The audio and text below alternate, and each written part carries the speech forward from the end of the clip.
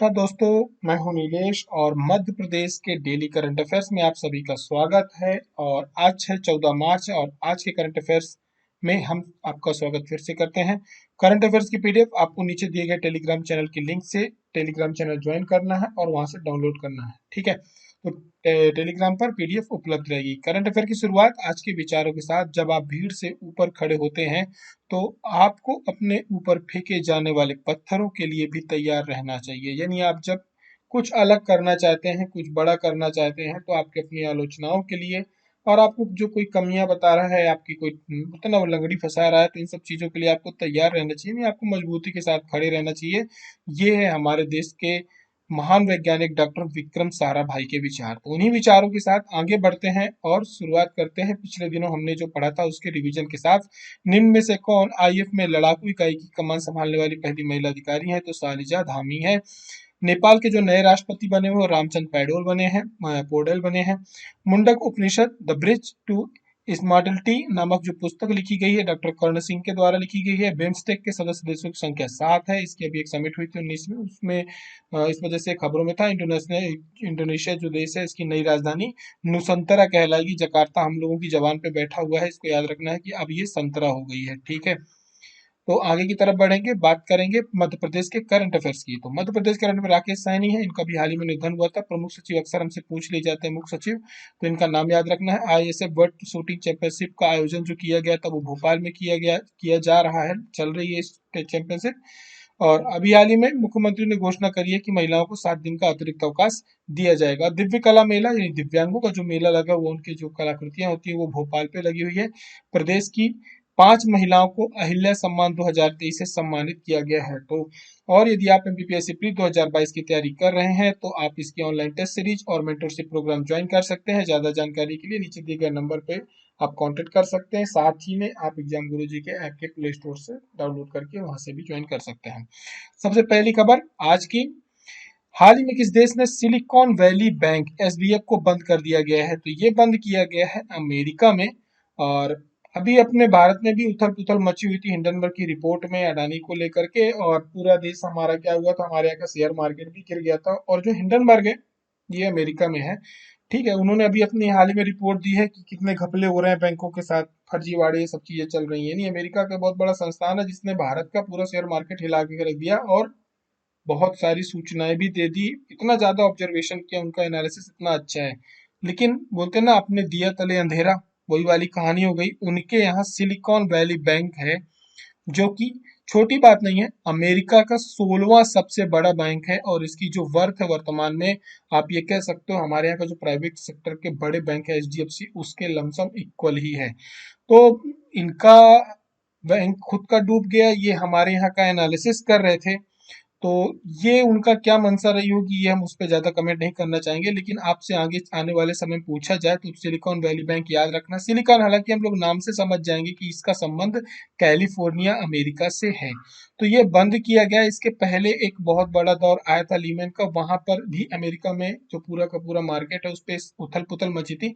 Mostly जो ये bank है, ये जो नए स्टार्टअप्स होते हैं उनको क्या करता था, ये फंडिंग करता था, उनको लोन प्रोवाइड करता था। इसके ज्यादातर जो लोन थे वो स्टार्टअप्स को लेकर के थे। कोविड के बाद से सिचुएशन बिगड़ रही थी और लोगों के अंदर एक प्रकार का फियर आ गया कि क्या कहते हैं, यहाँ पे लोगों ने एक साथ अपना बैंकों से पैसा निकालना शुरू कर दिया। बैंक का प्रोसेस आपको पता होता है कि जब आप सेविंग अकाउंट में पैसा जमा करते हैं तो आपको कुछ इंटरेस्ट देता है, और उसी पैसे को वो क्या करता है, कुछ एक हिस्सा वो रखने के बाद, जो हमारे यहाँ की आरबीआई गाइडलाइन होती है उसके अकॉर्डिंग कुछ हिस्सा वो अपना रखता है, बाकी का वो क्या करता है, उसको क्या करता है, लोन देता है। लोन देता है, उसमें ब्याज दर ज्यादा लेता है, आपको ब्याज दर कम देता है। इन दोनों के बीच का जो अंतर होता है, इससे बैंक पूरा अपना खर्चा चलाता है, बाकी की चीजें चलाता है। मोटा मोटा आप इस प्रकार से समझ लो। तो लीमन ब्रदर्स के बाद ये अमेरिका के लिए एक बहुत बड़ी घटना है। 16वां बैंक था, तो ये अब बंद कर दिया गया है। हालांकि बंद करने के अलावा वहां पर ये किया गया है कि इसकी जो संपत्तियां, एक नया बैंक जो नेशनल बैंक है उसका नाम रखा गया ऑफ सांता क्लारा बनाया गया है, और वो अपना कार्य शुरू करेगी। जिस प्रकार से हमारे यहाँ जो यस बैंक है अभी बीच में उसके डूबने की खबरें आई थी, फिर बाकी कई बैंक ग्रुप ने बना करके उसको संभाला है, ठीक है। तो सिलिकॉन वैली बैंक जो है इसकी स्थापना 1983 में हुई थी, काफी पुराना बैंक है। और सिलिकॉन वैली आधारित ये स्टार्टअप्स पे निवेश करता था, बैंकिंग संबंधित सेवाएं प्रदान करता था। और इसके पास आपने शॉपिफाई करके एक सुना होगा, इस पे मोबाइल्स वगैरह सेल होती है। पिंटरेस्ट है, वीसी फर्म है, एंडरसन हॉटविट्ज है, ये सब ये इसके ग्राहक थे। और 212 यानी $212 बिलियन की इसके पास संपत्ति थी। आगे की तरफ बढ़ेंगे, बात करेंगे प्रश्न क्रमांक 2 की विश्व का सबसे लंबा रेलवे स्टेशन निम्न में से किस देश में स्थित है? तो ये स्थित है भारत में। इसके पहले गोरखपुर था, अब नया नाम आपको याद रखना है, कर्नाटका में हुबली में ये स्टेशन है। 1256 मीटर या 1560 किलोमीटर इसकी मीटर की इसकी जो लंबाई है 1505 मीटर की है। और इसके पहले जो गोरखपुर रेलवे स्टेशन था उसकी जो लंबाई थी वो 550 मीटर थी, और इसका जो नाम है गिनीज बुक ऑफ रिकॉर्ड्स में दर्ज कर दिया गया है। ठीक है। और भारत के प्रधानमंत्री ने अभी धारवाड़ जिले के दुनिया के सबसे लंबे रेलवे प्लेटफॉर्म का उद्घाटन भी किया। साथ ही में जो आईआईटी है वहां पर हरित भारतीय प्रौद्योगिकी संस्थान का भी उद्घाटन किया, जो कि भारत का पहला हरित प्रौद्योगिकी संस्थान है। आगे की तरफ बढ़ेंगे, बात करेंगे प्रश्न क्रमांक 3 की। सबसे बड़ी खबर, आरआर के नाटू गीत को किसके द्वारा कंपोज किया गया है? तो ये कंपोज किया गया है एमएम कीरवानी के द्वारा, और इनको मिला है ऑस्कर। भारत का ये पहला गीत है लगभग 2 दशक के बाद जो इस पे क्या हुआ है, रजिस्टर इस पे नॉमिनेट हुआ था। और नातू नातू जो है ऑस्कर में नामांकित होने वाला पहला भारतीय गीत था। ये पूरी तरह से भारतीय गीत था। और इसको जो म्यूजिक दिया है वो एमएम करीम ने दिया है। आरआर फिल्म लगातार अवार्ड जीत रही है, बहुत सारे अमेरिकन अवार्ड्स इसने अभी जीते हैं बाफ्टा को छोड़ करके। बाफ्टा जो है ब्रिटेन के द्वारा दिया जाने वाला अवार्ड है, वहां पर इसको अवार्ड नहीं दिया गया नाटू नाटू को। ठीक है, बाकी के अमेरिकन जो पुरस्कार थे, आपका गोल्डन ग्लोब पुरस्कार है, क्रिटिक्स चॉइस अवार्ड है, ये सारे अवार्ड इसने इस साल जीते हैं। इस मूवी के डायरेक्टर कौन थे? राजमौली थे, आपको याद हो चुका होगा, आपने अब तक मूवी भी देख ली होगी। गीत काल भैरव ने गाया था, राहुल ने गाया था। लेकिन इसके अलावा जो एक बहुत ही अच्छी फिल्म है, जिसको बेस्ट डॉक्यूमेंट्री शॉर्ट फिल्म है, आप इसको देख सकते हैं, बहुत अच्छी फिल्म है। ये एक व्यक्ति और एक जानवर, यानी ये हाथी, इसका नाम रघु है, और बामना इसका नाम है। इन दोनों के बीच की एक केमिस्ट्री है। ये केयर टेकर होता है, इसकी माँ भी होती है, साथ में माँ और बेटे, और इस हाथी की क्या करते हैं, केयर करते हैं। बहुत लगाव हो जाता है, बहुत अच्छी स्टोरी है, 20 मिनट्स के आसपास की है, तो आप ये मूवी देख सकते हैं। एलिफेंट विस्पर्स, इस मूवी को मिला है बेस्ट डॉक्यूमेंट्री शॉर्ट फिल्म का अवार्ड दिया गया है। और 41 मिनट के आसपास की इस मूवी में आपको एक अनाथ बच्चे, उसके हाथी का जो बच्चा होता है, साथ में माँ और बेटे ये लोग पालते हैं, उन सब चीजों की कहानी है। ये मूवी आपको नेटफ्लिक्स में उपलब्ध है, इसको आप देख सकते हैं। ठीक है, इन दोनों के नाम आपको याद रखने हैं क्योंकि पेपर में आपसे पूछे जाएंगे। दोहा में ट्रैप निशानेबाजी में भारत के पृथ्वीराज तोंडा ने कौन सा पदक जीता है? तो इन्होंने जीता है कांस्य पदक। और ये अभी 11 मार्च को इन्होंने ISSF शॉटगन में विश्व कप में 2023 के कांस्य पदक जीता है। ये तुर्की में आयोजित किया गया था। आईएसएफ की यदि बात करें तो ये राइफल शूटिंग जो होती है, पिस्टल शूटिंग, शॉटगन शूटिंग होती है, उनका कप आयोजित करता है। 2022 में यूक्रेन पर रूस के आक्रमण के बाद इसको रूसी और बेलारूस एथलीटों को क्या किया गया, तो भाग लेने से रोक दिया गया। इसकी स्थापना 1907 में हुई थी। अध्यक्ष व्लादिमीर पुतिन नहीं है, व्लादिमीर लिसिन है। मुख्यालय म्यूनिख है, जर्मनी में। ठीक है, आगे की तरफ बढ़ेंगे, बात करेंगे प्रश्न क्रमांक 5 की। हाल ही में किस देश की संसद ने ली कियांग को देश का नया प्रधानमंत्री नियुक्त किया है? ये इस बार का मोस्ट इंपॉर्टेंट प्रश्न है, इसको आप याद करके रखेंगे। ली कियांग चाइना के प्रधानमंत्री होंगे, वहां के राष्ट्रपति का नाम जो शी जिनपिंग है, हम सभी को रटा हुआ है, लेकिन अब इनका नाम भी आपको थोड़ा सा याद रखना है। हालांकि ये खबरों में नहीं रहते, लेकिन वहां के प्रधानमंत्री, लेकिन आपको ली कियांग का नाम याद रखना है। राष्ट्रपति शी जिनपिंग बने हैं, वो भी चुनाव जीत चुके हैं। राजधानी बीजिंग है, राष्ट्रभाषा वहां की मंदारिन है, मुद्रा रंगबी है। ठीक है, करंट अफेयर में आगे बढ़ने से पहले मध्य प्रदेश के हम आपको बता दें, यदि आप एमपीपीएससी प्री के नोट्स परचेज करना चाहते हैं, कोर्स परचेज करना चाहते हैं, प्री या मेंस का कोर्स परचेज करना चाहते हैं, तो इसके साथ आपको नोट्स फ्री मिलते हैं। एग्जाम गुरुजी के नंबर पे आप कांटेक्ट करके जानकारी ले सकते हैं, या प्ले स्टोर से डायरेक्ट ऑर्डर कर सकते हैं। आगे की तरफ बढ़ेंगे, शुरुआत करेंगे मध्य प्रदेश के करंट अफेयर्स की। जलवायु परिवर्तन वन संरक्षण के लिए एप्को का किस संस्थान के साथ एमओयू साइन हुआ है? तो हुआ है WRI के साथ।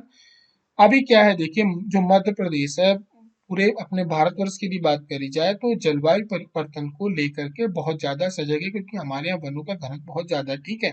और क्लाइमेट एक्शन के बारे में यदि आप बात करोगे, क्लाइमेट से रिलेटेड आप बात करोगे, ग्रीन हाउस उत्सर्जन के मामले में बात करोगे, तो ये भारत के शीर्ष 10 राज्यों में है।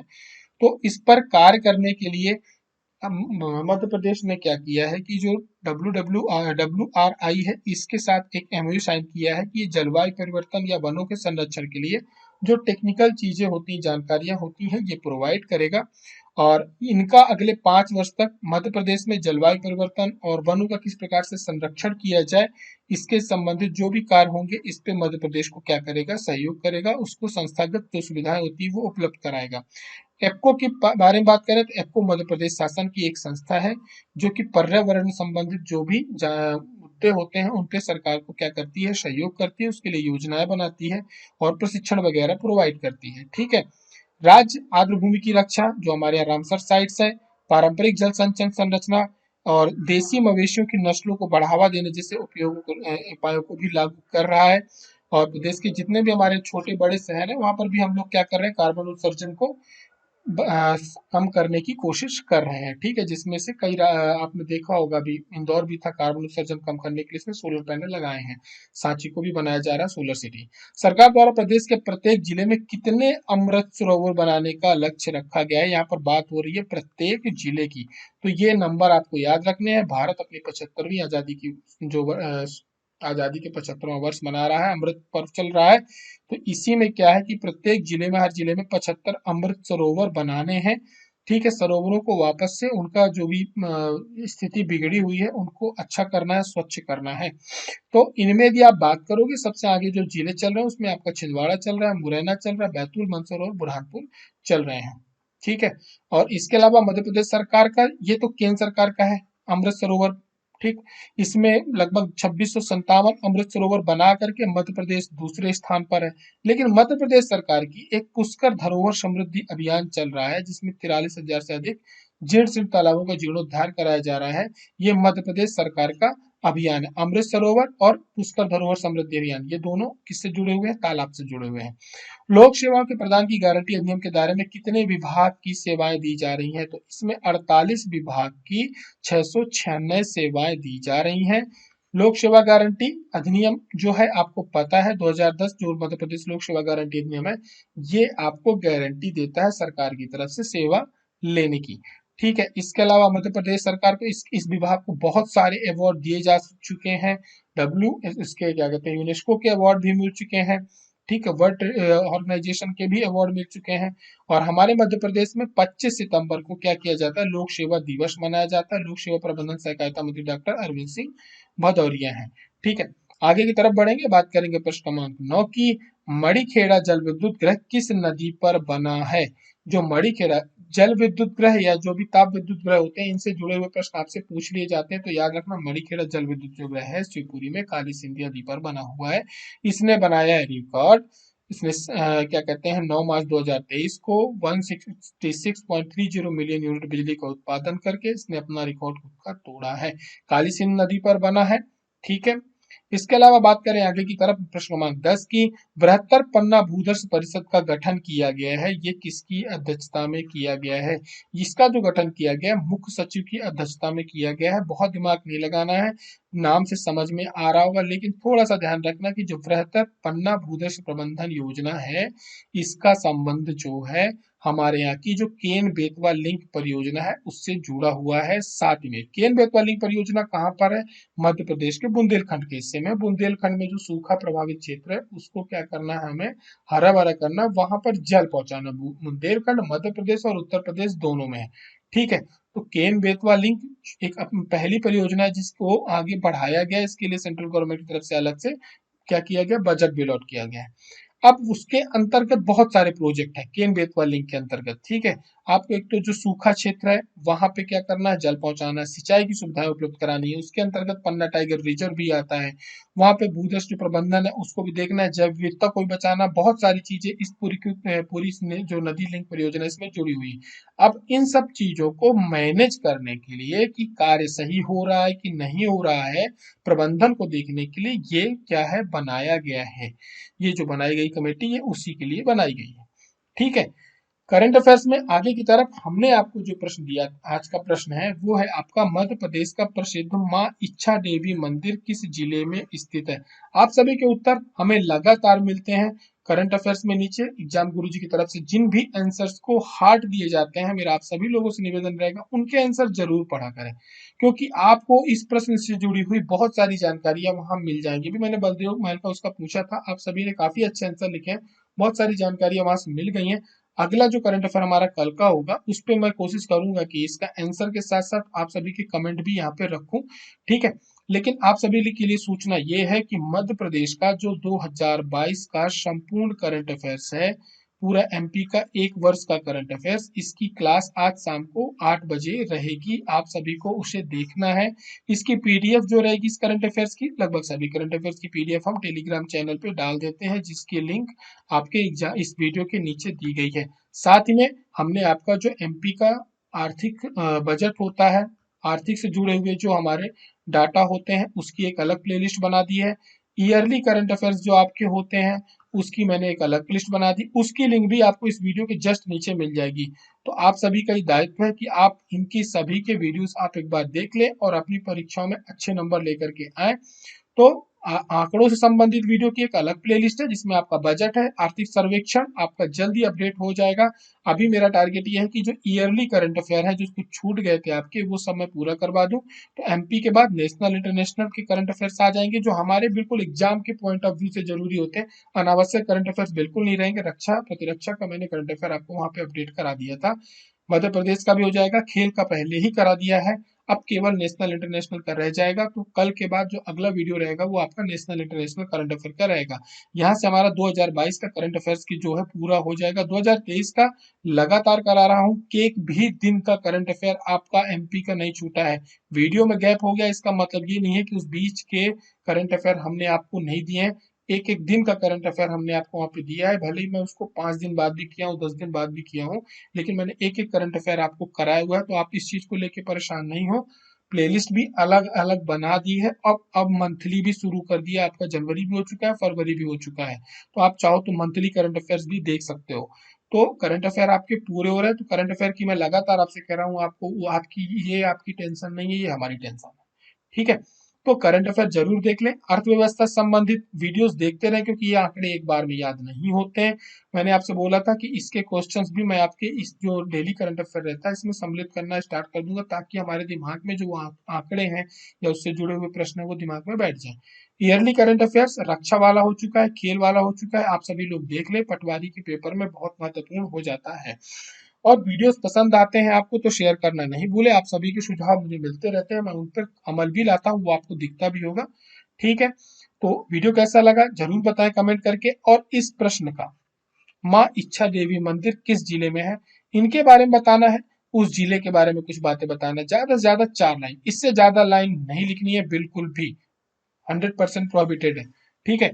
और जिनके आंसर अच्छे होंगे एग्जाम गुरु जी उनको हार्ट देगा, जिसमें कुछ जानकारियां होंगी। जिन जो केवल एबीसीडी में आंसर देना चाहते हैं उसमें भी दे सकते हैं, उन्हें एग्जाम गुरु जी की तरफ से लाइक मिल जाएगा। तो कमेंट करना नहीं भूलें। करंट अफेयर पसंद आता है तो उसको शेयर करना भी नहीं भूलें। आप अपने सुझाव में भेजते रहें, अपनी तैयारी चालू करके रखें। फिर हमारी और आपकी मुलाकात होती है, तब तक के लिए जय हिंद, जय